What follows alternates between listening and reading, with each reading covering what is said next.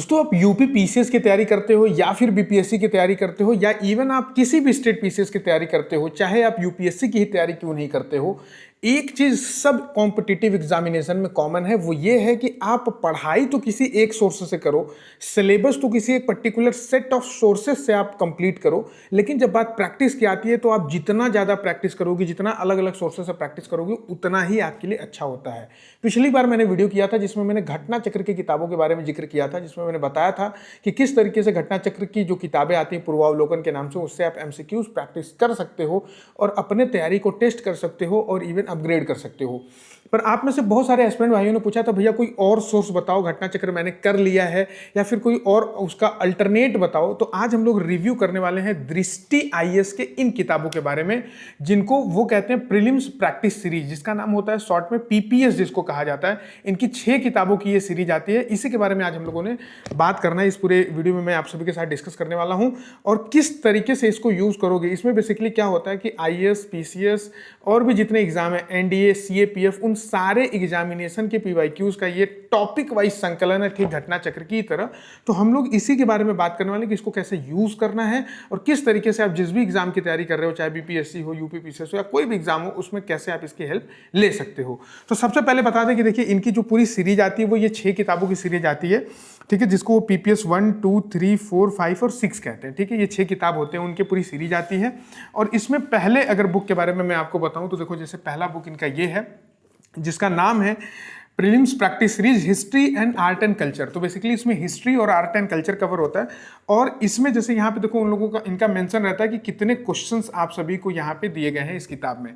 तो जैसे इस किताब को यदि आप कर लेते हो तो 1500 क्वेश्चन आपके हो जाते हैं। ठीक है, अब 1500 क्वेश्चन यहाँ पे कहाँ से आए हुए हैं ये भी दिया है कि a compilation of previous years and practice question for IAS, PCS, CAPF, CDS, NDA and other competitive examination. तो देखो यहाँ पे लिखा भी है कि IAS, PCS, CAPF, CDS, NDA और भी कॉम्पिटिटिव एग्जामिनेशंस को मिला के ये 1500 क्वेश्चन आपके लिए तैयार किए गए हैं। बेसिकली इसमें ऑब्जेक्टिव क्वेश्चन है। अब अगर इसके कंटेंट की बात करें तो देखो, हिस्ट्री, आर्ट एंड कल्चर यानी क्या होगा, एंशिएंट हिस्ट्री होगी, मिडिवल हिस्ट्री होगा, मॉडर्न हिस्ट्री होगा, आर्ट एंड कल्चर होगा। तो इसका कंटेंट भी कुछ इसी तरीके से देखो डिजाइन किया गया है। इसके कंटेंट में जो सब पार्ट्स है, ठीक है, यहाँ पे दिया गया है जो सब पार्ट्स है, मैं पढ़ देता हूँ आपके लिए। वो क्या है, एंशिएंट हिस्ट्री है, मिडिवल हिस्ट्री है, मॉडर्न हिस्ट्री है, आर्ट एंड कल्चर है और कुछ मिसलेनियस, एक करके मिसलेनियस भी दिया हुआ है, यानी टोटल 5 सब पार्ट्स इसमें दिए हुए हैं। अब एंशिएंट हिस्ट्री के अंदर भी इन्होंने चैप्टर्स दे रखे हैं, ठीक है, जैसे historical sources of ancient India, pre historic period, Indus valley civilisation, Vedic age, Mahajanapadas, rise of Magadha and Maurya empire, post modern period, Sangam age, Gupta age, post Gupta period. ठीक है, तो ये जो पूरा एंशिएंट हिस्ट्री जिस तरीके से चलता है क्रोनोलॉजी में, उस हिसाब से यहाँ पे चैप्टर्स दे रखे हैं। ठीक उसी प्रकार से आपको मिडिवल के मिल जाएंगे, फिर मॉडर्न के मिल जाएंगे। तो कहने का मतलब यह है कि इस पूरे सब्जेक्ट को डिवाइड किया गया है सब पार्ट्स में और सब पार्ट्स को फर्दर जो है चैप्टर्स में डिवाइड किया गया है। अब मैं आपको बता दूं कि इसमें अंदर अगर आप आते हो तो क्या क्या चीजें हैं। तो देखो, यहाँ पे जैसे मान लो आपने पहला चैप्टर खोल लिया, ठीक है, मैं यहाँ पे पढ़ के दिखा देता हूँ। पहला चैप्टर खोल लिया और पहले चैप्टर से आपको सीधे यहाँ पे क्वेश्चन मिलेगा, कोई टेक्स्ट नहीं है, सीधा क्वेश्चन है। ठीक है, और वो क्वेश्चन किसी न किसी एग्जाम से बिलोंग कर रहा होगा। जैसे ये जो पहला क्वेश्चन इनका दिया गया है वो सीएपीएफ का एग्जाम से दिया गया है। जैसे यहाँ पे देखो, तो क्वेश्चन नंबर 2 दिया गया है, वो दिया गया है यूपी पीसीएस मेंस 2016 के एग्जाम से दिया गया है। तो कहने का मतलब कि ऐसे इस तरीके से जो है आपको एग्जाम, देखो यहाँ पे क्वेश्चन नंबर 3 दिया गया है। अब क्वेश्चन नंबर 3 कहाँ से दिया गया है, वो दिया गया सीडीएस एग्जाम 2014 से। ठीक है, तो कहने का मतलब आपको क्वेश्चन मिलना शुरू हो जाएगा उस चैप्टर से, प्रीवियस ईयर क्वेश्चन जो अलग अलग कॉम्पिटिटिव एग्जामिनेशंस में आए हुए हैं। और उसके बाद आपको क्वेश्चन देखने को मिलेगा, क्वेश्चन के बाद आपको ऑप्शन रहेंगे जैसा कि रहता है, फिर उसका आंसर रहेगा और फिर एक्सप्लेनेशन रहेगा, सब एक ही जगह। ठीक है, इस तरीके से ये लेके चलते हैं। तो कहने का मतलब जैसे ही आप किसी चैप्टर में आप प्रवेश करते हो तो एक तो आपको इस ऑर्डर में आपको चीजें मिलती हैं, और जैसे प्रीवियस ईयर क्वेश्चन इनका खत्म होता है तो इनका उसी चैप्टर को लेके एक प्रैक्टिस क्वेश्चन का भी एक कॉलम बना रहेगा, जिसमें आपको कुछ क्वेश्चंस फिर मिलेंगे सेम तरीके से, मतलब क्वेश्चन होगा, ऑप्शन होगा, आंसर होगा और एक्सप्लेनेशन होगा। ये कुछ अलग से क्वेश्चन रहेंगे जो किसी एग्जाम में तो नहीं आए हैं, लेकिन वो आपके इस चैप्टर से रिलेटेड नॉलेज को टेस्ट करने के लिए जरूरी है। तो इस तरीके से ये प्रैक्टिस क्वेश्चन होगा। ठीक है, तो इस तरीके से दोस्तों देखो, अब चैप्टर 2 भी है, सेम तरीके से लिखा हुआ है। तो ये इनका हिस्ट्री, आर्ट एंड कल्चर का है। ठीक है, तो कहने का मतलब हिस्ट्री में जो तीनों इंडियन हिस्ट्री के सेगमेंट्स हैं और आर्ट एंड कल्चर आपको प्रॉपर यहाँ से कवर हो जाएगा। तो ये इस तरीके से आप इस बुक को यूज कर सकते हो। 1500 क्वेश्चन है। अब इनके दूसरे बुक पे अगर हम लोग चले, जैसे ये देखो ज्योग्राफी है, ठीक है। अब ये क्या है, इंडियन एंड वर्ल्ड ज्योग्राफी, यानी इंडियन ज्योग्राफी और वर्ल्ड ज्योग्राफी दोनों। अब आप चाहे बीपीएससी की तैयारी करते हो या यूपी पीसीएस की तैयारी करते हो या किसी भी एग्जाम की तैयारी करते हो, उसका सिलेबस अगर इससे मैच करता है तो आप इसको प्रैक्टिस कर सकते हो। जैसे मान लो मैं एग्जाम्पल लेता हूँ यूपी पीसीएस का, क्योंकि हमारी जो ऑडियंस है कहीं ना कहीं बीपीएससी और यूपी पीसीएस के है इस चैनल पे। तो अब देखो आपके लिए क्या आता है ज्योग्राफी में, अगर आप देखोगे तो प्रीलिम्स की अगर मैं बात करूँ तो क्या आता है, इंडियन ज्योग्राफी और वर्ल्ड ज्योग्राफी दोनों से क्वेश्चन आपको देखने को मिलते हैं। और बेसिकली ज्योग्राफी को एक तरीके से और आप क्लासीफाई कर सकते हो, फिजिकल ज्योग्राफी और ह्यूमन ज्योग्राफी, तो जैसे भी आप कह लो, ठीक है। अब उस तरीके से जो भी आप रिसोर्सेज पढ़ते हो, चाहे आपने एनसीईआरटी से कवर किया है या फिर किसी स्टैंडर्ड बुक से कवर किया है, कवर करने के बाद जब आप प्रैक्टिस के लिए आते हो तो ये किताब आपको कैसे हेल्पफुल होगी। अब यहाँ पे देखो 1350 क्वेश्चन यहाँ पे कवर किया गया है। सेम ऐसे ही पीवाईक्यूज है, वो आईएएस के, पीसीएस के, सीएपीएफ के, सीडीएस के, एनडीए के, यहाँ के सबके पीवाईक्यूज हैं। अब यहाँ पे देखो सेम चीज है, जैसे आप अगर अंदर आते हो, ठीक है, तो सारे चैप्टर्स यहाँ पे देखो 20 चैप्टर्स में डिवाइड किया गया है पूरी किताब को। मैं चैप्टर्स का नाम पढ़ देता हूँ। तो origin of universe, earth and life, rocks and minerals, atmosphere, distribution of temperature and heat budget, pressure and wind system, condensation and precipitation, cyclones and anti cyclones, weather and climate, weathering, mass movement and erosion. इस तरीके से मैं पूरा लूंगा तो आप bore हो जाओगे। कहने का मतलब पूरा, चाहे वो फिजिकल हो चाहे ह्यूमन हो, सारी ज्योग्राफी को कवर किया गया, या दूसरे वे में कहते हैं तो इंडियन ज्योग्राफी हो या फिर वर्ल्ड ज्योग्राफी हो, उसको प्रॉपर इसमें कवर किया गया। फॉर्मेट वही है, ठीक है। आपको पहले क्वेश्चन मिलेगा, फिर उसके ऑप्शंस होंगे, आंसर होगा, और साथ के साथ आपको क्या देखने को मिलेगा, उसके एक्सप्लेनेशन देखने को मिलेंगे, ठीक है। और वही है, पहले पीवाईक्यूज है हर चैप्टर में, और जैसे ही पीवाईक्यू खत्म होता है, ठीक है, पीवाईक्यू खत्म होने के बाद आपको इसमें भी प्रैक्टिस क्वेश्चन देखने को मिलता है और प्रॉपर एक्सप्लेनेशन दिया गया। आप देख सकते हो, जैसे ज्योग्राफी में यहाँ पे मैं आपको दिखाऊं तो यहाँ पे आप देख सकते हो कि एक प्रॉपर, मतलब जैसे मैप बना के यहाँ पे दिया गया है। अब जैसे आगे अगर हम लोग बढ़ते हैं तो देखो यहाँ पे डायग्राम बना के एक्सप्लेन किया गया है। कहने का मतलब कि कहीं ना कहीं जैसे टॉपिक आपने पढ़ रखा है तो उसकी इनरिचमेंट जो होती है, उस टॉपिक को और डीपली समझने में भी आपको ये किताब बहुत ज़्यादा हेल्प करने वाली है। यहाँ पे अगेन देखो प्रैक्टिस क्वेश्चंस और भी देखने को मिलेंगे। तो एक अच्छा खासा क्वेश्चन, जैसे आपको यहाँ पे हिस्ट्री में मैंने दिखाया 1500 क्वेश्चन आपका कवर हो रहा है, ज्योग्राफी में आपका 1350 क्वेश्चन आप यहाँ से कवर कर रहे हो। और अगर ये क्वेश्चंस को आप अच्छे से कर रहे हो, क्योंकि ये कोई प्राइवेट क्वेश्चन नहीं है, ये किसी कोचिंग ने नहीं डिजाइन किए, किसी व्यक्ति ने नहीं डिजाइन किए, बल्कि कहीं ना कहीं किसी न किसी एग्जाम में ये आए हुए हैं। यानी some are the other way क्या होता है, जैसे आप स्टेट पीसीएस की भी तैयारी करते हो तो स्टेट पीसीएस इंस्पिरेशन लेता है किससे, यूपीएससी से। अब यूपीएससी में अगर आप सिविल सर्विसेज की तैयारी करते हो तो वो भी कहीं ना कहीं इंस्पायर होता है किससे, जो मतलब या आप उसको कैसे टैकल कर सकते हो, उसको कैसे उसके दिमाग में जाके देख सकते हो कि यूपीएससी के दिमाग में क्या चल रहा है। यूपीएससी के जो अदर एग्जामिनेशन है, जैसे आप एनडीए कह लो, सीडीएस कह लो, ये जो एग्जामिनेशन है, तो आप कहने का मतलब कि एग्जाम की भले तैयारी करो किसी की, लेकिन प्रैक्टिस आप किसी भी पीवाईक्यू से कर रहे हो, जितना ज़्यादा पीवाईक्यूज आप सॉल्व कर रहे हो किसी अदर एग्जाम के, वो कहीं ना कहीं आपको बहुत ज़्यादा हेल्पफुल है। वो आपका डिस्ट्रैक्शन नहीं है, बल्कि आपकी तैयारी को और मजबूती देता है। इसलिए एक बात हमेशा याद रखिए कि तैयारी करते समय जब आप पढ़ाई करिए, जैसे आपको मान लीजिए मॉडर्न हिस्ट्री कवर करना है तो बुक तो एक ही यूज करना है। स्पेक्ट्रम से अगर आपने किया तो बार बार स्पेक्ट्रम ही करो, लेकिन जब बात प्रैक्टिस की आती है तो जितना ज़्यादा सोर्सेज से आप प्रैक्टिस करोगे, जितना ज़्यादा नंबर ऑफ क्वेश्चन आप प्रैक्टिस करोगे, उतनी अच्छी बात है, ठीक है। तो इस तरीके से दोस्तों आपको ज्योग्राफी के लिए यहाँ पे क्वेश्चन मिल जाएगा। अगली जो इनकी थर्ड किताब आती है पीपीएस सीरीज की, ठीक है, वो देखो ये है यहाँ पे।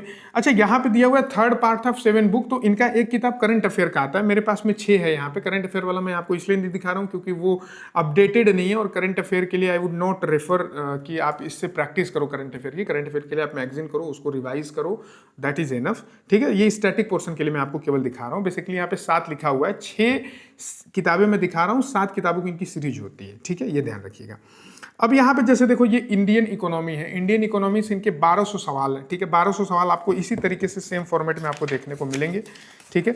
अभी यहाँ पे देखो चैप्टर्स आपके दिए गए हैं, 19 चैप्टर्स में आपको 1200 सवाल देखने को मिल जाएंगे सेम फॉर्मेट में। अगली जो इनकी किताब आती है वो देखो चौथी किताब है, वो है environment and ecology. Environment and ecology. अब जैसे आप मान लो कि आप तैयारी करते हो यूपी पीसीएस या बीपीएससी की, अब अगर आप उसको घटना चक्र से करने की कोशिश करोगे ना, तो कहीं ना कहीं मैं एक चीज को फील करता हूं एज ए रीडर, आप कह सकते हो कि घटना चक्र में एनवायरमेंट में मैं थोड़ा लैकनेस फील करता हूं, नंबर ऑफ क्वेश्चन के टर्म्स में भी या फिर कह लो टेक्स्ट के टर्म्स में भी। जो घटना चक्र आती है सेगमेंट वाली, मतलब सब्जेक्ट वाइज जो घटना चक्र आती है, लेकिन जब आप उसको इसके साथ कर लेते हो, एनवायरमेंट एंड इकोलॉजी इसके साथ जब आप कर लेते हो, तो आपको कहीं ना कहीं वो चीज कंप्लीट फील होने लगती है। और इसमें बहुत अच्छे से क्वेश्चन को कवर भी किया गया, 1000 क्वेश्चन आपको यहाँ पे 1000+ क्वेश्चन आपको यहाँ पे देखने को मिल जाएंगे इस पतली सी किताब में, ठीक है। तो इन्वायरमेंट एंड इकोलॉजी आप इस तरीके से कवर कर सकते हो इनकी अगली किताब से। इसी तरीके से आप देखोगे इंडियन पॉलिटी एंड गवर्नेंस यहाँ पे कवर हो जाएगा, ठीक है। और इसी तरीके से जो है अगली इनकी किताब आती है वो आती है जनरल साइंस एंड टेक्नोलॉजी, ठीक है। ये भी आपके प्रीलिम्स में आता है। तो दोस्तों ये इनकी किताबों की सीरीज है, history, geography, polity, economy, science और एनवायरमेंट, ठीक है। History, geography, polity, economy, science और एनवायरमेंट 6 सेगमेंट के लिए 7 किताबों की सीरीज आती है। करंट अफेयर वाली मैंने आपको नहीं दिखाई क्योंकि आपके लिए रेलेवेंट नहीं है, क्योंकि वो अपडेटेड आप पढ़ोगे तभी आपको फायदा मिलेगा, ठीक है। तो यहां से आप इस तरीके से आप प्रैक्टिस कर सकते हो। देखो एक बात लास्ट में जाते जाते आपको बताऊंगा कि practice is very important thing. बहुत बार मैं देखता हूं कि एस्पिरेंट जो है वो तैयारी तो कर रहे होते हैं बहुत अच्छे से, बहुत मेहनत से चीज़ों को पढ़ रहे हैं, नोट्स बना रहे हैं, लेकिन प्रैक्टिस नहीं कर रहे हैं। ये जो मैंने तरीका बताया, ये कहीं ना कहीं आप एमसीक्यूज की प्रैक्टिस कर रहे होते हो, पीवाईक्यूज के हिसाब से, पीवाईक्यूज से लेके आते हो, आप और प्रैक्टिस कर सकते हो। मैंने घटना चक्र आपको बताया, मैंने यहाँ से आपको बताया, यहाँ से कुछ एमसीक्यूज आपको एडिशनल हो जाएंगे। और इसके बाद आप चाहो आप एआई का यूज़ करके जेमिनाई वगैरह से क्रिएट करवा सकते हो, वहाँ से आप प्रैक्टिस कर सकते हो। और भी मार्केट में बथेरे रिसोर्सेस है जो आप यूज़ कर सकते हो। प्रैक्टिस जितना करोगे उतनी अच्छी चीज़ है, बस ईमानदारी से करना। मैंने प्रैक्टिस करने का तरीका भी आपको बताया था। और करीब करीब मान के चलो 10-15 हजार अगर आपने पीवाईक्यूज लगा लिए, PYQs included with MCQs also, कहने का मतलब कि कुछ ऐसे टेस्ट सीरीज वगैरह लेके, ठीक है। तो उसके बाद आप फुल लेंथ टेस्ट देना शुरू करो, फुल लेंथ टेस्ट दो। जैसे आप यूपी पीसीएस की तैयारी करते हो तो एक फुल लेंथ टेस्ट देना शुरू करो। आप करीब करीब 10 से 12 फुल लेंथ टेस्ट दे के अगर आप जाते हो प्रीलिम्स में, फिर आपका काम कोई रोक ही नहीं सकता, क्योंकि प्रीलिम्स पूरा का पूरा जो गेम है ना, वो एमसीक्यूज का गेम है।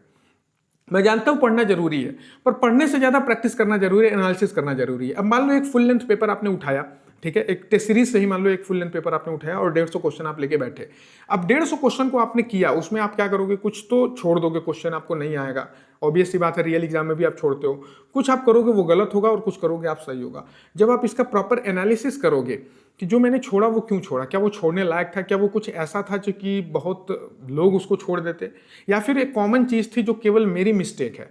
तो कहने का मतलब आप जो क्वेश्चन को स्किप करते हो, स्किप रेट आपका कम हो जाएगा।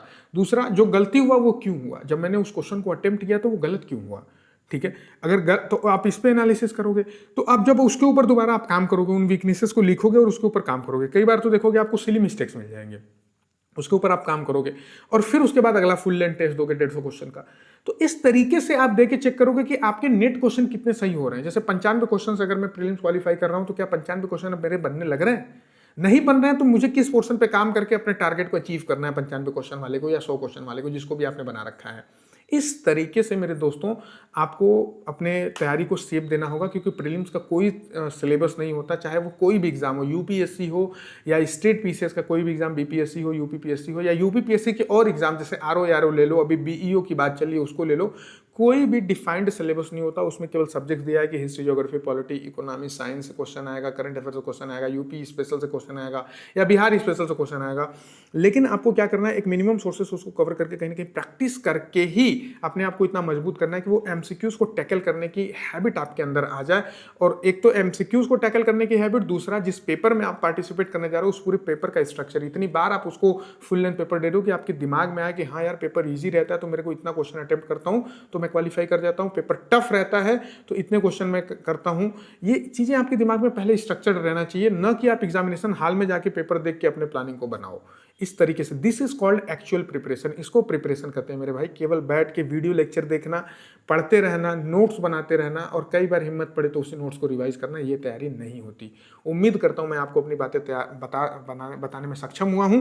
और ये किताबें जो है आप यूज़ करोगे। देखो ये किताबें आपको कहाँ से मिल सकती हैं, आपको इसके फोटोकॉपीज़ और ये वो चीज़ें भी आप बहुत जगह मार्केट में मिलती हैं, आप मिल सकती हैं। ओरिजिनल इस किताब की बात करो तो आप दृष्टि के ऐप से इसको ऑर्डर कर सकते हो, वहाँ से आपको ये किताबें मिल जाएंगी। और ये वीडियो बिल्कुल स्पॉन्सर्ड नहीं है मेरे भाई, ये किताबें आप हेल्पफुल आपके लिए लगी तो मैंने बना दी, ठीक है। कोई स्पॉन्सर्ड नहीं है, स्पॉन्सर्ड रहता तो मैं खुल के के बताता हूँ, ठीक है। तो उम्मीद करता हूँ आपको बात समझ में आई होगी। फिर भी अगर किसी बात पे कोई डाउट है तो आप उसको कमेंट में लिखो, मैं कमेंट का रिप्लाई देता हूँ। आप मेरे प्रीवियस वीडियो पे जाओगे तो देखोगे मैंने कमेंट में लगभग हर कमेंट में मैं रिप्लाई देता हूँ। तो अगर आपको डाउट है तो आप लिखो, आपका डाउट अगर जेन्युइन लगेगा तो हम वहाँ पे आपको रिप्लाई देंगे और we can talk together there also, ठीक है।